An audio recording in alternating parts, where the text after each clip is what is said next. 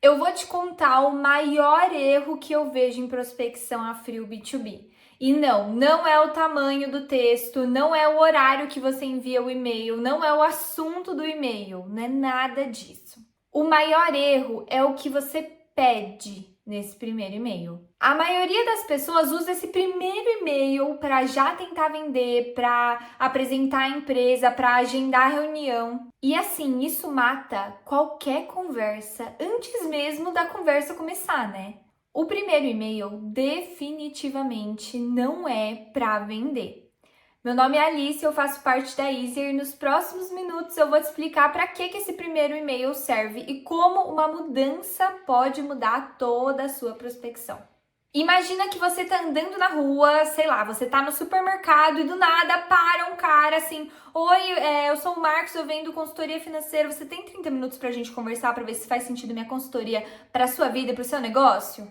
Se isso acontecer, eu tenho certeza que você vai falar, dar aquele sorriso sem graça, vai desviar, falar, não, obrigada, e continuar andando, mesmo que você precisasse de uma consultoria financeira.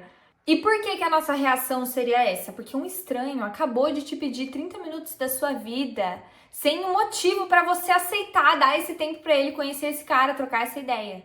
Agora vamos sair da rua, vamos sair do mercado. Agora a gente está no e-mail. Lê mentalmente um e-mail assim comigo.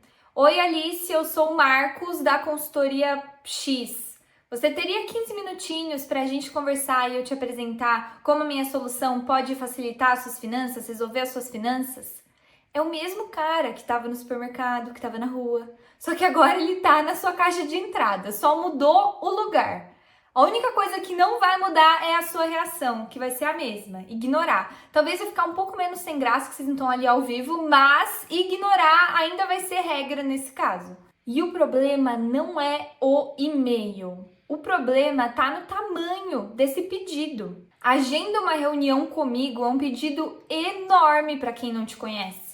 Você está pedindo tempo, atenção, comprometimento de alguém que não faz ideia de quem é você e do que você vende, do que você tem a oferecer. E aqui é onde a maioria das pessoas erra, porque as pessoas acreditam que o primeiro e-mail é a chance de convencer alguém.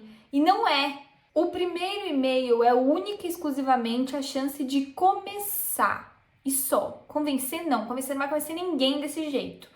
Existe todo um conceito na psicologia comportamental que acaba explicando muito sobre vendas. E ele chama microcompromisso. Aqui a gente chama de micro sim, a gente prefere falar desse jeito. A ideia é bem simples. Ninguém dá um sim grande para um completo estranho. Mas quase todo mundo dá um sim pequeno, um sim que é mais fácil de se dar. Perguntas tipo, você pode me dizer que horas são? Você sabe onde fica a farmácia mais perto? Posso te fazer uma pergunta rápida?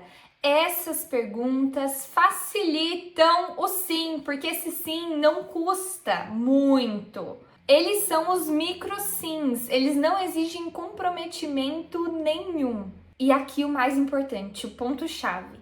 Cada micro sim torna o próximo sim pelo menos um pouco mais fácil. É assim que a confiança funciona nas relações humanas mesmo. Você não confia em ninguém de primeira, ou pelo menos não deveria confiar. Confiança se constrói em camadas mesmo. Primeiro um sim pequeno, depois outro, depois mais um. E eventualmente o sim grande, que no caso da prospecção é agendar uma reunião, por exemplo. Esse sim final maior, sim grande, como agendamento da reunião, ele acaba virando natural depois de todo esse processo de confiança, de conquista de confiança mesmo. Mas aí você vai e pula pro sim gigante de primeira, e aí você não tá construindo confiança, você tá exigindo confiança. E o seu lead responde da única forma razoável, que é justamente ignorando o seu e-mail, ignorando a sua mensagem. Mas beleza, então, se o primeiro e-mail não é para pedir reunião, ele é para quê? Para que esse bendito primeiro e-mail serve? O primeiro e-mail, ele tem um único objetivo, um só. Ó que fácil, ficou fácil. Um único objetivo, que é provocar uma resposta. Não é uma venda, não é uma reunião, não é um sim, quero saber mais. É só uma resposta. Qualquer resposta. Porque quando alguém responde, começa uma conversa. E conversas que levam a reuniões, reuniões que levam a negócios. O caminho é justamente esse: resposta, conversa, reunião. Nessa ordem, porque pular etapa não funciona. E qual que é a forma mais fácil de provocar uma resposta?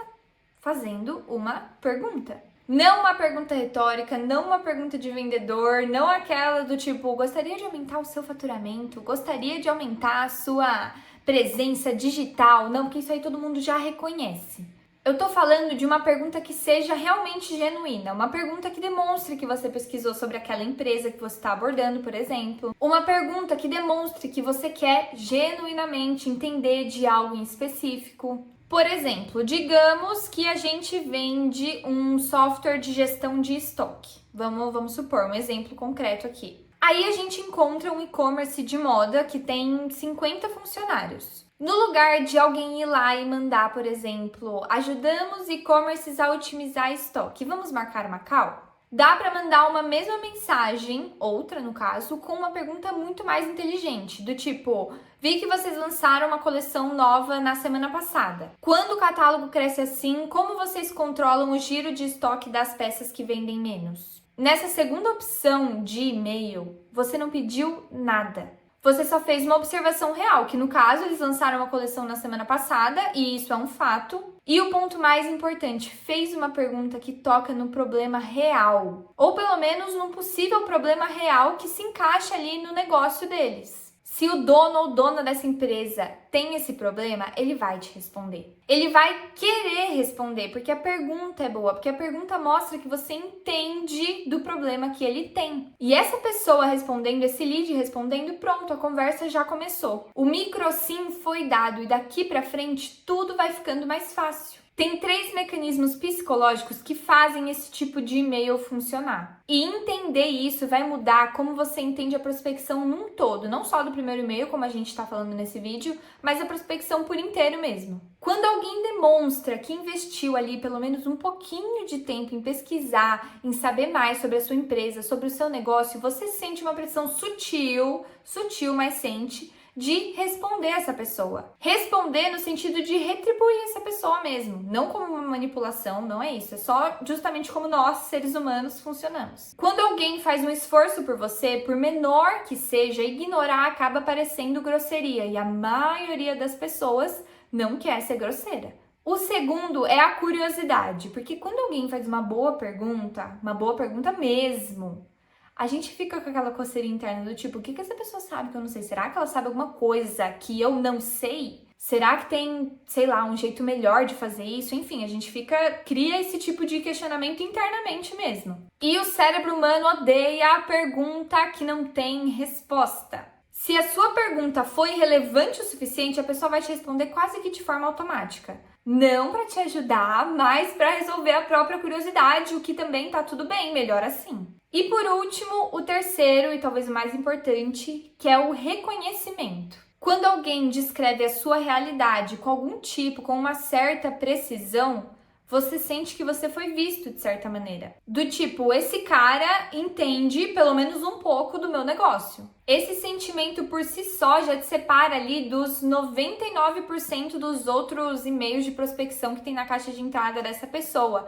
Porque esses mesmos 99% não pesquisaram nada, escreveram e-mails robóticos, e-mails genéricos que são spam e só tem, sei lá, um nome bonito, uma assinatura de e-mail bonitinha e só. Agora, tudo isso depende de uma coisa que é simples de entender, mas é difícil de fazer, que é pesquisa, o trabalho de pesquisar. Tudo o que eu disse até agora depende de uma coisa, que é você conhecer o negócio do outro. Tudo que eu disse até agora, o micro sim, a pergunta genuína, a observação específica, depende de você saber algo real sobre aquela empresa que você está abordando. E é claro que eu não estou falando de nenhum tipo de pesquisa profunda, aquela pesquisa de 2 horas em que você se debruça sobre grandes materiais e relatórios sobre a empresa. Não é isso. Em 5 minutos já dá para descobrir o suficiente. Entra no site da empresa, vê o que eles vendem, para quem eles vendem, entra no LinkedIn do decisor, o que ele postou recentemente, qual o cargo dele, há quanto tempo ele está na empresa.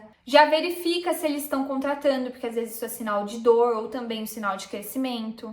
Olha o Google, tem notícia recente, lançaram produto, mudaram de endereço, sei lá, são muitas opções, são muitas coisas que dá para você descobrir em coisa de 5 minutos mesmo. Com esses 5 minutos de pesquisa, você tem material suficiente para escrever um e-mail que parece que foi feito sob medida, e não só parece porque ele foi feito sob medida. Mas aqui tem um problema, são 5 minutos por lead. Se em um dia você quiser abordar 50 leads, são aí 4 horas só de pesquisa. E a pesquisa, é óbvio, é uma etapa prévia à redação do e-mail, então você vai fazer isso antes de escrever um e-mail, antes de mandar um e-mail sequer. E é por isso que a maioria das pessoas não faz essa pesquisa. E é por isso que o template existe, porque o template escala. 5 minutos por dia você consegue mandar 1000 e-mails. Pesquisa individual não escala. Se você for por aí 5 minutos por lead com 1000 leads, isso dá 83 horas de pesquisa. E eu não fiz essa conta agora, já estava feita, é óbvio. Então o mercado, querendo ou não, te obriga a escolher qualidade ou volume, personalização ou escala. E durante muito tempo a resposta foi volume, até porque, por uma questão estatística, quanto mais, melhor. Espera que alguém responde e era isso o melhor que dava para fazer. Mas, e se por acaso essa escolha simplesmente não precisasse mais existir? A gente está vivendo um momento em que a inteligência artificial consegue fazer algo que antes era impossível, que a gente não imaginava que seria possível. Isso envolve pesquisar uma empresa, entender um contexto, escrever um e-mail original. Isso em segundos. Não tô falando de trocar a chavinha nome e a chavinha empresa no template ali, no e-mail. Isso existe já há muito tempo, há 20 anos. Tô falando daquele trabalho da pesquisa individual, ler o site da empresa, ver se eles lançaram produtos novos, entender o que eles vendem, para quem eles vendem, cruzar isso com o porte e o setor daquela empresa e depois disso escrever um único e-mail que faz sentido para aquele lead em específico. E isso muda o jogo, porque antes você precisava escolher entre qualidade e volume. Agora essa escolha não precisa existir, dá para ter os dois. Mas um ponto muito importante, até mesmo antes da gente terminar. Não importa qual seja a tecnologia, ela só vai funcionar, ela só vai dar certo se ela tiver a estratégia certa. Porque senão o que vai acontecer é que você vai seguir disparando e-mail genérico, que aí você só vai estar fazendo spam, só que versão 10 vezes mais rápido aí. Então, o que eu te trouxe nesse vídeo? Primeiro lugar, o primeiro e-mail não é para vender, o primeiro e-mail é para provocar uma resposta. Em segundo lugar, o micro sim deve vir antes do sim grande. E em terceiro lugar, pergunta genuína baseada numa pesquisa real. E assim, isso não muda com IA, isso não muda com ferramenta nenhuma. Isso é o fundamento mesmo. A tecnologia e a IA é o que torna possível aplicar esses fundamentos em escala. Mas assim, sem fundamento, ferramenta nenhuma te salva, não importa qual seja. Estamos combinados então que da próxima vez que você for escrever um e-mail de prospecção a frio, você vai se perguntar: o que é que eu tô pedindo para essa pessoa? Se a resposta for uma reunião, você vai voltar, você vai parar, você vai respirar e vai pensar menor. Pensa numa pergunta que mostra que você entende o mundo daquela pessoa. Uma pergunta tão boa, mas tão boa, que seja quase impossível te ignorar, que seja assim realmente muito difícil de te ignorar. Nesse caso, ignorar tem que ser a opção mais difícil do que responder, de tanto que vale a pena começar essa conversa. Porque o primeiro e-mail não é para vender, é para começar uma conversa. E é só a partir de conversas que negócios acontecem. Isso desde que o mundo é mundo, antes de existir internet, tecnologia, qualquer coisa. Porque o primeiro e-mail não é para vender. O primeiro e-mail é para começar uma conversa.